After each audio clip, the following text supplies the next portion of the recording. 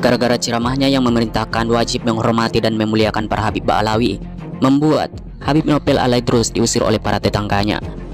Hal ini sebagaimana yang diceritakan oleh Joko Hidayat, salah satu orang yang mengaku sebagai tetangga langsung dari Habib Nopel. Di dalam postingannya di media sosial, Joko Hidayat menceritakan bahwa mereka telah menemui Habib Nopel Al-Aidrus dan meminta agar Habib Nopel segera pindah dari daerah mereka. Bukan karena tanpa sebab mereka melakukan hal tersebut, melainkan karena mereka sangat malu atas apa yang telah dilakukan Habib Nopel. "Kamu buat malu kami di sini.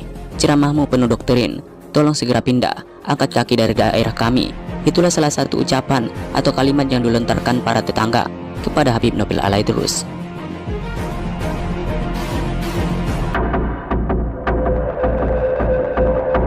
Bacot novel Al-Gadabrus yang ceramahnya hanya berisi doktrin dan kedustaan agar umat Islam selalu menyembah-nyembah kepada golongan mereka. Inilah 7 doktrin sesat yang sangat menjijikkan novel Al-Gadabrus kepada umat Islam bangsa Nusantara. 1. Mendustakan ayat Allah bahwa kemuliaan manusia bergantung iman dan takwanya.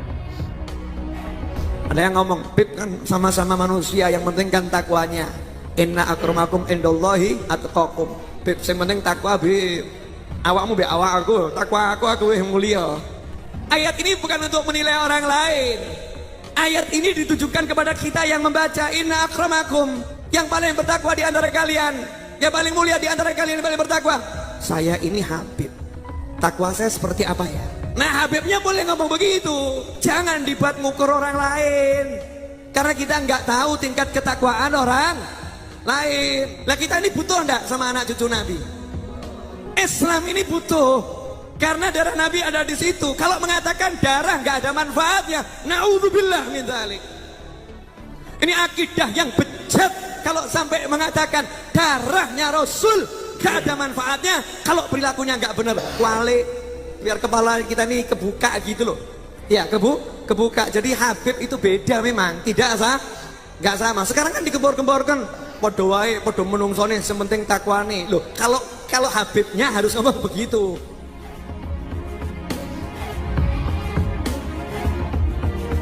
2. Menfitnah Allah Ta'ala bahwa Allah adalah Tuhan yang rasis kepada umat Islam, karena yang diutamakan oleh Allah hanyalah kaum Baklawi Yaman. Bahkan berani berkata kemarahan Allah Ta'ala tergantung kemarahan golongan mereka. Yang menghormati pahalanya double, yang mencaci tuh kalau nggak tobat beneran habis tuh. Tunggu aja lihat habis. Kau nggak tobat habis. Lu kalau keluarga Nabi semua ikhlas, rela, nggak ada apa-apa, Allahnya yang nggak terima.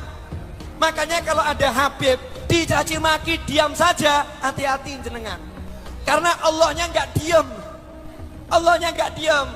Kadang itu ada Habib marah, ditanya, "Habib kenapa marah?" "Kalau saya nggak marah, kesian dia." Kenapa? Karena kalau saya nggak marah, Allah yang marah. Kalau saya yang marah, Allah nggak jadi marah. 3.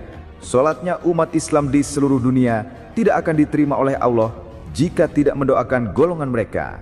Dan itu menegaskan kembali fitnah novel Al-Gadabrus kepada Allah Ta'ala bahwa Allah adalah Tuhan yang sangat rasis kepada umat manusia. Mohon maaf, ilmu yang satu ini sudah tidak banyak yang nyampaikan. Kalau kiai dulu disampaikan digandeng anaknya, Habib Ambungen. Berkah dunia akhirat, cintai Habib. Itu kiai dulu begitu. Kalau anak muda zaman sekarang, tontok se Habib sopo, tontok se Habib sopo, no cocok gak apa-apa, gak cocok tinggal no. Kurang ajar iku Habib iku. Masya Allah. Na'udzubillah min dzalik. Jangan lupa, umat Islam di jagat raya sholatnya tidak akan diterima oleh Allah Subhanahu wa Ta'ala, meskipun sholatnya nangis sampai keluar air mata darah. Kalau tidak mau mendoakan Habib, harus mendoakan keluarganya Rasulullah. Kalau tidak mau mendoakan keluarga Rasulullah, sholatnya tidak diterima oleh Allah. 4. Tidak cuma Allah saja yang ia fitnah, Nabi pun difitnah sebagai orang yang rasis juga kepada umatnya. Nabi tidak akan mencintai umatnya yang tidak cinta keturunannya adalah bentuk fitnah keji novel Al-Gadabrus kepada Rasulullah, seolah-olah beliau adalah manusia yang rasisnya luar biasa. Saya ngomong kan, kalau ada orang gak suka sama Habib Rizik, saya hapus dari hati saya. Kenapa? Orang itu nggak akan dicintai oleh Nabi Muhammad SAW. Dan kalau udah nggak dicintai Nabi, tidak akan dicintai oleh Allah Subhanahu wa Ta'ala. Umat Islam mulai gaya, mulai mengkoreksi Habibnya, mulai mengkoreksi ulama-ulama dari anak cucu Nabi Muhammad SAW. Orang yang seperti itu mirip dengan iblis. Maka tugasmu wahai santri, jaga Habibmu, lindungi Habibmu. Caranya, jangan celah, jangan caci, jangan maki, jangan hina, jangan rendahkan. Meskipun wujudnya seperti setan, meskipun wujudnya seperti setan. 5. Menyuruh umat Islam meninggalkan ulama yang tidak cinta golongan mereka dan mengikuti ulama yang cinta kepada golongan mereka meskipun bodoh dan dangkal keilmuannya. Dari dulu orang diajarin cinta sama habaib. Itu pelajaran wajib. Jadi kalau sekarang ada ustadz, ada ulama ngajarin Anda nggak cinta sama Habib, udah tinggalkan, ganti ustadz yang lain. Banyak ustadz. Agak bodoh nggak apa-apa. Bodoh tapi cinta Habib tuh pinter. Pinter nggak cinta Habib berarti bodoh. Gampang loh. Coba buka sejarah di negeri ini. Siapapun kiainya kalau hormat sama habaib barokah, subhanallah. Dan gak mungkin derajatnya semakin rendah, semakin dimuliakan, semakin disebut-sebut. Ini ilmunya para kiai. Kenapa kiai dulu jadi orang besar? Ya ini ilmunya. Bukan karena ilmu zahirnya, hafal Qur'annya. Iya memang hafal Qur'an, iya memang ahli fikih, tapi bukan itu. Bukan itu yang menyebabkan para kiai jadi orang-orang yang hebat, bukan. Tapi yang satu ini memuliakan Rasulullah, memuliakan keturunan Nabi Muhammad SAW. 6. Menyebarkan dusta bahwa kakek moyang mereka adalah para pejuang kemerdekaan Indonesia, padahal sejarah justru mencatat bahwa kakek moyang mereka adalah antek-antek penjajah Belanda. Nih bangsa ini, bangsa yang saya cintai ini, bangsa yang kakek-kakek saya itu jadi nyawanya melayang di negeri ini demi kemerdekaan. Berapa banyak darah habaib tercecerkan demi merdekanya Indonesia. Baca itu sejarah. Berapa banyak habaib yang mati demi NKRI. Para habaib adalah para pejuang. Mereka adalah para pahlawan. Mereka orang-orang yang mulia. Mereka orang-orang yang gak takut apapun. Mereka orang-orang yang gak butuh apapun.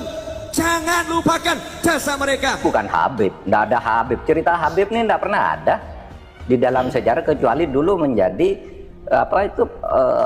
Usman Yahya itu menjadi muftinya Belanda yang mengharamkan kita melawan Belanda. Justru itu Habib yang jelas itu tertulis dalam sejarah. Kalau Habib berbisik ke Bung Karno kapan? Dan tidak pernah ada cerita itu. Itu menodai merusak rasa kebanggaan saya bahwa ini perjuangan bangsa Indonesia sendiri.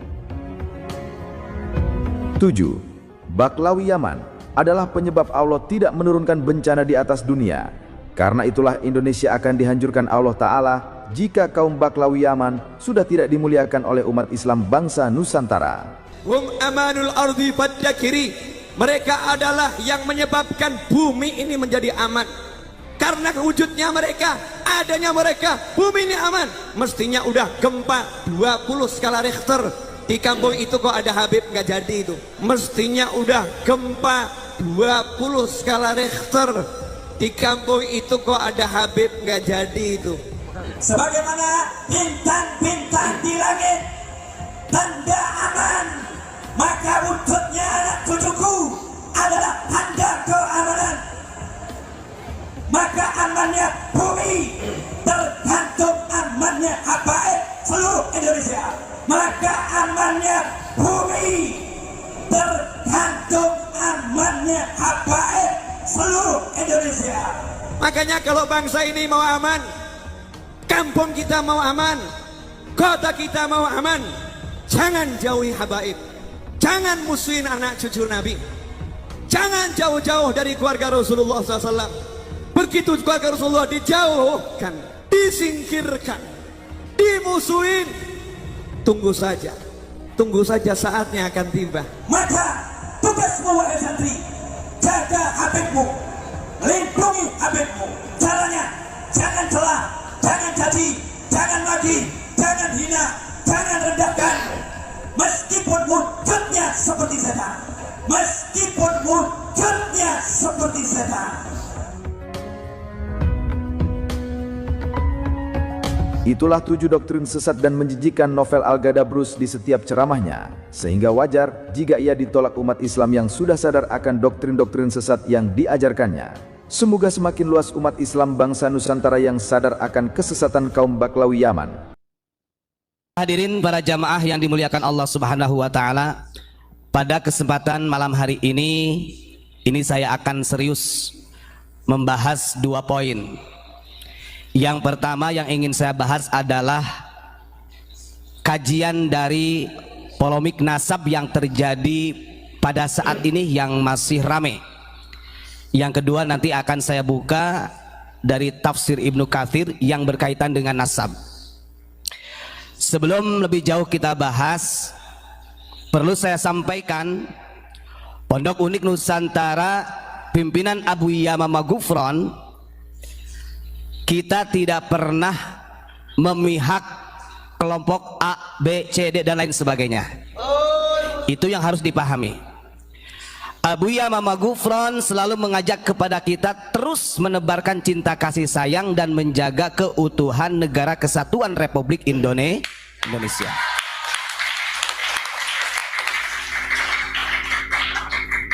Jangan sampai dengan adanya problem-problem yang terjadi di bangsa kita ini mengkikis rasa nasionalis kita, lebih-lebih sampai berubah ideologi kita yang asalnya Pancasila menjadi ideologi yang bukan Pancasila. Na'udzubillahi min dzalik. Kenapa saya harus menyampaikan ini? Karena kemarin kan ada yang membahas begini, wah sekarang itu membahas nasab, padahal kita gak pernah bahas nasab. Mungkin baru kali ini saya ingin memberikan ketegasan biar orang yang beranggapan praduga lain-lain ini biar memahami gitu. Kedudukan pesantren unik yang dipimpin oleh Abu Ya ini, beliau tetap lurus menjaga Negara Kesatuan Republik Indonesia. Ya.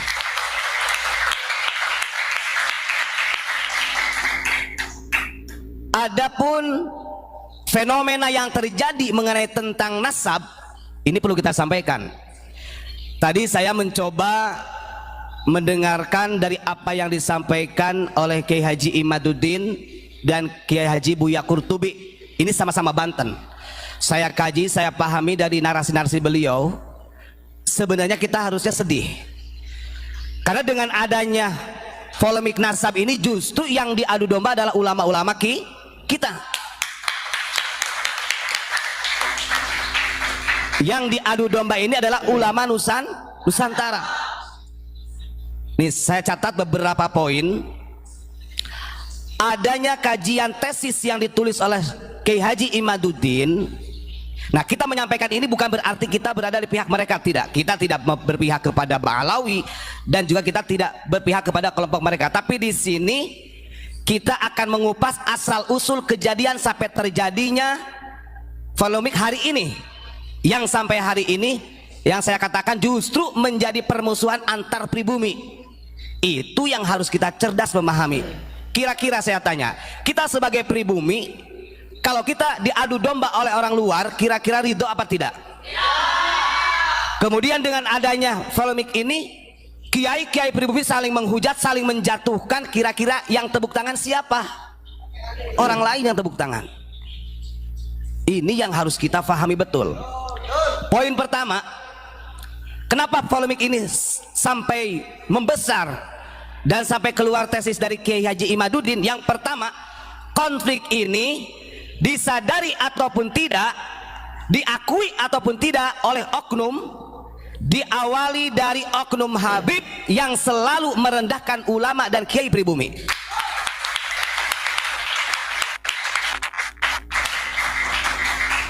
Saya sampaikan ini bukan provokasi tapi kenyataan gitu. Nanti dikira wah kalau begini berarti ini pronya pro Kiai Imad.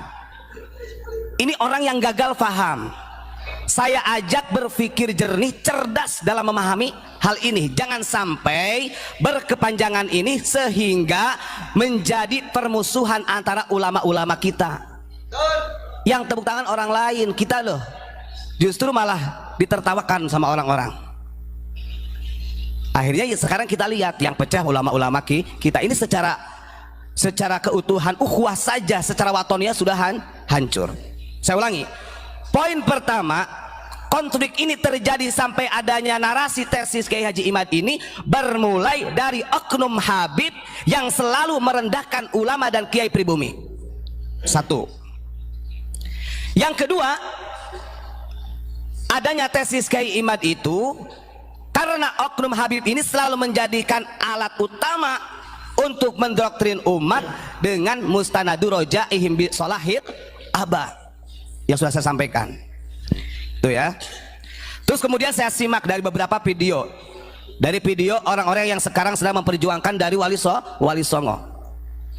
Beliau Kiai Haji Imaduddin juga mengatakan bahwa saat ini banyak orang yang memframing seakan-akan Kiai Haji Imaduddin dan kawan-kawannya ini membenci para habaib dan membegal nasab. Ini sangat salah. Coba kalau andai kata benar-benar akal sehat gitu ya, disimak dengan baik-baik. Itu yang diasumsikan yang sehingga menjadi permusuhan. Saya simak videonya, beliau mengatakan begini, kita ini bukan pembegal nasab, kita ini bukan membenci mereka, tidak. Karena ini dimulai oleh mereka yang selalu merendahkan pribumi, maka saya mempertanyakan secara tesis keabsahan daripada intisabnya kepada baginda Rasulullah. Ini kan sebenarnya harusnya jawabannya dari RA. Yang melawan tesisnya Kiai Imad ini harusnya dari RA gitu. Bukan justru malah kiai pribumi kita. Saya lihat ya Allah, akhirnya Buya Qurtubi sampai membuat tesis atau kitab yang beliau katakan bom nuklir untuk kesesatan Kiai Imad. Ini kalau kita lihat secara guru, dua-duanya ini orang Banten gitu. Coba kita sebagai pribumi, kira-kira kalau kita berakal sehat, kita tempatkan kita berada di tengah-tengah. Artinya dua-duanya ini adalah panutan ulama kita. Kita tidak memilih ABCD, coba dengan jernih. Kira-kira kalau para ulama kita saling menghujat seperti itu, bagaimana nasib para santri yang ada di Nusantara ini? Tidak terasa loh.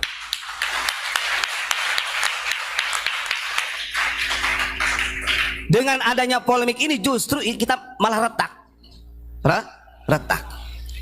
Dari beberapa poin yang saya pahami ini, justru di sini ada orang-orang yang sengaja ingin mengadu domba ulama-ulama kita. Paham nggak? Coba kamu lihat di media sosial. Wong video saya aja, videonya Abu Yama Magufran itu ada tuh. Ada yang motong, kemudian didampingkan dengan Kiai Anu. Kemudian ada juga yang didampingkan dengan Habib Anu, macam-macam. Ini sebenarnya yang benar-benar brok otaknya itu adalah muhibin yang betul-betul buta taklidnya. Ini yang harus benar dipahami. Kita harus cerdas. Jangan sampai dengan adanya polemik ini justru kita malah istilahnya mengompori adanya pergelutan atau takhosomah, permusuhan antar kiai. Kalau hanya sekedar ilmiah saya nggak jadi masalah. Tapi kalau sudah ada dikatakan kemudian si kiai A, wah kiai ini adalah orang sesat. Ini sesat, ini tesisnya ini tidak bisa diterima dan sampai mencaci maki, itu yang paling bahaya. Dan itu terjadi di media sosial. Makanya di sini Abu Yama Magufron mengajarkan kepada kita bagaimana nih supaya, karena ujung-ujungnya satu, benar kata Abu Ya nih, ketika hal ini tidak bisa diselesaikan dan dimanfaatkan oleh orang-orang yang memang ingin merubah Pancasila, Indonesia berubah. Percaya atau tidak tinggal disaksikan, betul kata Abu Ya. Makanya Abu Ya mau dihujat bagaimanapun beliau nggak mau menghiraukan, karena ini ada problem yang besar yang sebenarnya tidak disadari oleh kita sebagai santri, warga masyarakat biasa, sipil, militer dan lain sebagainya. Ini ada orang yang sengaja ingin menghancurkan NKRI. Saya kira mungkin masyarakat sudah cerdas siapa mereka di situ. Makanya Masya Allah, saya tadi menyimak ini dari dua-duanya, dari Kiai Haji Qurtubi, Kiai Haji Imad. Ini sebenarnya kalau secara pemahaman yang cerdas, ini memang ada orang yang memang sengaja, orang yang sengaja ingin mengadu domba. Yang lebih malunya lagi, ya Allah, sama-sama Banten, sama-sama Nah, kalau kita sebagai orang Banten, ya kita harusnya betul-betul sedih melihat kejadian polemik nasab yang terjadi pada saat ini. Makanya secara kita pahami, saya kasih catatan di sini.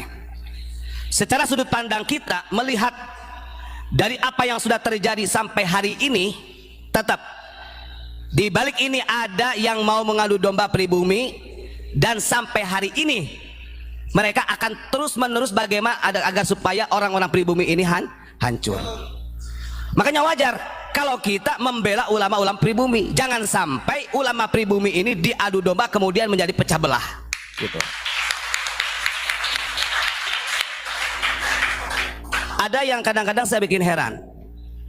Ketika di saat orang-orang yang lain merendahkan kiai kampung, merendahkan orang pribumi, kok tidak dikatakan provokasi. Tapi kalau kita menyampaikan seperti ini dan kita memperjelas agar supaya warga masyarakat ini bergotong royong, bersatu padu untuk mengangkat ulama-ulama pribumi, justru dikatakan provokasi. Ini kan sudah salah, nalar yang salah. Saya sering katakan kita ini loh hidup di Indonesia. Makan di Indonesia, kencing di Indonesia, berak di Indonesia, bahkan mencari uang di Indonesia. Lalu yang harus kita perjuangkan itu negara mana kalau bukan Indonesia? Indonesia. Nah ini yang betul-betul yang sangat dikhawatirkan oleh Abu Yamamah Ghufran ternyata terjadi. Makanya Abu Yamamah Ghufran mau dihujat, diomong siapapun itu, lurus aja. Karena di sini ada poin besar yang jangan sampai keutuhan negara kesatuan Republik Indonesia ini menjadi berubah. Ini benih-benihnya sudah terlihat. Benih-benihnya sudah terlihat. Saya ulangi lagi yang pertama tadi. Poin pertama yang menjadikan problem besar ini dimulai oleh oknum Habib yang selalu merendahkan ulama-ulama kiai pribumi, dan itu bukan omong kosong, itu nyata. Wajarlah kalau pribumi sampai istilahnya bergerak gitu. Makanya kalau kita lihat, oh betul juga ini yang disampaikan oleh para ulama-ulama sepuh dulu. Pentingnya menjaga lisan, pentingnya saling menghormati. Coba kita buka dalam tafsir Ibnu Katsir. Kita lihat di dalam Al-Quran surat Al-Hujurat ini yang ayat 13 ya. Bismillahirrahmanirrahim. Ya ayyuhan nasu inna khalaqnakum min dzakarin wa untha wa ja'alnakum syu'uban wa qabaila lita'arafu. Ini poin pertama. Kata Allah, di sini yang dipanggil itu adalah nas, semua manusia. Artinya bukan orang muslim, orang beriman saja. Semuanya di sini dipanggil oleh Allah Subhanahu wa taala.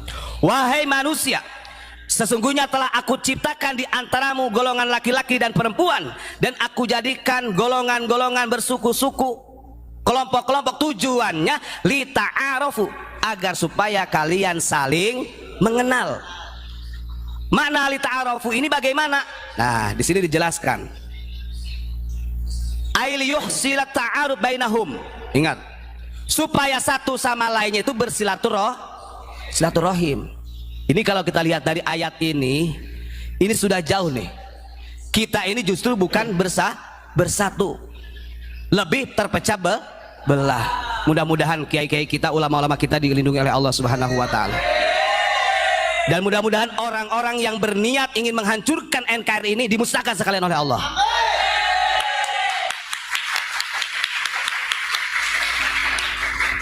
Terus kemudian satu catatan. Ada salah satu hadis yang diriwayatkan oleh Abu Hurairah, di dalam tafsir ini dijelaskan. Ini nanti takutnya dikira saya baca terjemah lagi. Ini saya tunjukin ini. Ini kadang orang-orang ini kan, kita ini loh di sini dibelajarkan oleh Abu Yamamah Ghufran.